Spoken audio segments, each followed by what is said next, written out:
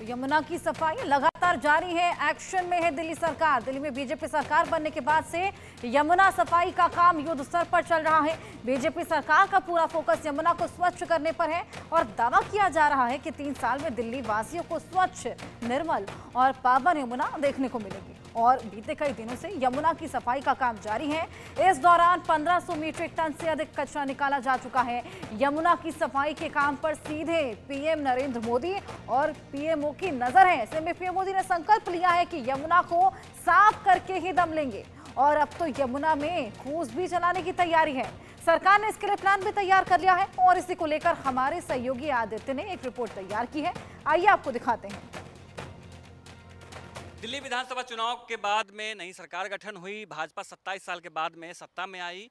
सबसे बड़ा मुद्दा एक निकल के आया यमुना का। यमुना की सफाई का मुद्दा इतना बड़ा रहा कि उसी आधार पर लोगों ने मतदान किया और सत्ता जो है आम आदमी पार्टी की वो चली गई।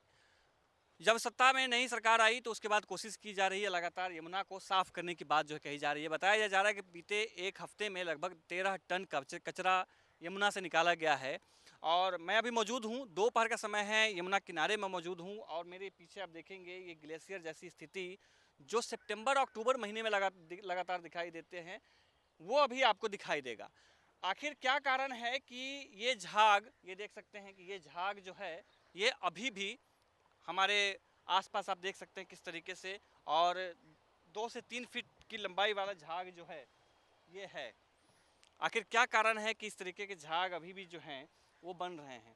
देखेंगे कालिंदी पे वहाँ पे पानी छोड़ा गया है जिसके वजह से ये पूरा जो झाग है वो बनता जा रहा है। और ये एक संकेत है, जिस एक तरफ जहाँ क्रूज चलाने की बात कही जा रही है, दूसरी तरफ ये झाग संकेत है कि काम करना अभी भी कितना बाकी है, कितने धरातल पे आपको काम करना पड़ेगा, कितनी मुश्किलें हैं, वो सब ये आपको दिखाई दे रहा है। मैं मौजूद हूँ यहाँ पे तो आंखों में मेरे जलन है और सांसों में दिक्कत हो रही है क्योंकि ये इसका जो बदबू है वो महसूस कर पा रहे होंगे। हमारे साथ में दुर्गा जी हैं, दुर्गा जी यमुना पे काम करते हैं। दुर्गा भाई, क्या कारण है कि इस महीने में भी ये जो झाग है वो भी दोपहर में, सूरज की रोशनी इतनी है फिर भी ये झाग है? सरकार इसमें नया पानी कहीं ना कहीं से छोड़ रही है और छोड़ने के साथ साथ में जो है कि जब पानी छूट रहा है तो उसके साथ जो नाले का पानी आ रहा है, नाले के पानी में एमोनिया बह के आ रही है और भी तमाम प्रकार के केमिकल रसायन बह के आ रहे हैं। उसके कारण कई बार आपने कैप्चर किया होगा, इसके कारण ये झाग बन रहे हैं।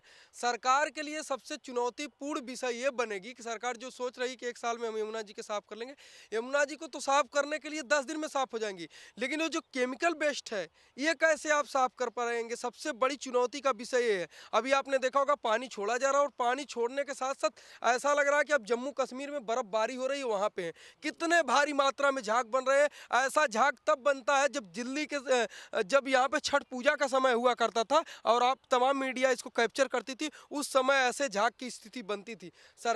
सरकार ने अभी क्या किया है कि सरकार ने कहीं से जल छोड़ा है और ये जल लगातार बढ़ता जा रहा है, जल की मात्रा बढ़ती जा रही है, आप दिखा सकते हैं पीछे। और ऐसा लग रहा है कि मानो कि आप जम्मू कश्मीर के उस पहाड़ी क्षेत्र में आ गए हो जहाँ से सिर्फ पहाड़ ही पहाड़ दिखाई दे रहे हैं। लेकिन इस समय जम्मू कश्मीर नहीं, ये कालिंदी कुंज का वही घाट है जिसके लिए छठ पूजा के लिए यहाँ पे कई बार बातें हुई थी कि ऐसा झाग क्यों बन जाता है। तो झाग बनने का कारण यही है। तमाम पिछली सरकार इसी झाग बनने के कारण गई है, नई सरकार इसी झाग बनने के कारण आई है। सत्ता का मुद्दा का विकास कोई नहीं था, विकास के ऊपर सरकार नहीं आई है, सरकार यमुना जी के ऊपर आई है, तो यमुना जी में कार्य भी करना पड़ेगा।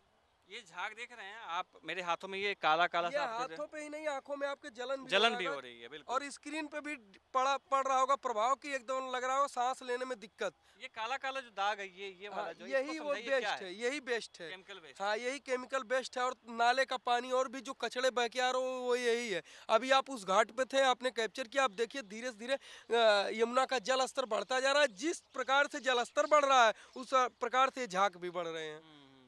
लंबाई देख सकते हैं, इधर देखेंगे कि ये जो है 2 से 3 फीट ऊंची जो लंबाई है झाग की है और इतना ज़्यादा झाग है यहाँ पे कि आप पूरे ग्लेशियर जैसा महसूस होता है। और यही वो तस्वीर थी जो इंडिया न्यूज़ ने आपको सितंबर अक्टूबर महीने में दिखाई थी, जिसके बाद जो है एक सोशल मीडिया पे भी विवाद छिड़ा। उसके बाद जो आम जनमानस ने भी सवाल करना शुरू किया कि आखिर यमुना साफ कब होगी। अब देखेंगे कि कितना है हालात यहाँ पे, कितना ख़राब है। दुर्गा जी, उस वक्त आपको तस्वीरें याद होंगी जब इंडिया न्यूज ने अभियान शुरू किया था यमुना को लेकर के, तब और अब सरकार तमाम तरीके के वादे कर रही है, क्रूज चलाने की बात कह रही है, लेकिन इस झाग के बीच में कैसे हो पाएगा? दुर्गा भाई, उस दिन जिस दिन पहले हमने तस्वीरें दिखाई थी इस तरीके से, और यही झाग का समय था, इसी तरीके का इंडिया न्यूज ने एक अभियान शुरू किया, उसके बाद आम जनमानस जो है उसी को समझी कि भाई यमुना साफ होना चाहिए, सरकार बदल गई। क्या लगता है, क्या बदलाव दिख रहा है? मुझे वो दिन भी याद है जब हम लोग यमुना जी पे कार्य करने आते थे, जब यमुना जी का नाम कहीं दूर दूर नहीं था। उस समय सरकार दूसरी थी, विपक्ष की सरकार थी जो आज सत्ता में नहीं है, और उस समय कोई यमुना जी पे आता नहीं था। तो उस समय इंडिया न्यूज ने एक सवाल उठाया था कि यमुना जी कब साफ होंगी। उसके कुछ दिनों बाद छठ पूजा आ गया था। छठ पूजा पे एक ऐसी हवा बनी थी कि जिसके कारण आज जो वर्तमान सरकार जो उस समय दिल्ली में थी, जो गई है और नई सरकार बनी है, ये सिर्फ आप लोगों का इन न्यूज चैनल का देन था कि सरकार गई, और उसके कारण लगातार यमुना जी पे लोगों का फोकस बढ़ता चला गया। यहीं से नहीं, देश विदेश से लोग ट्वीट करने लगे कि हाँ ये बात सही है, मात्र एक दिल्ली एनसीआर की नदी है जो कि साफ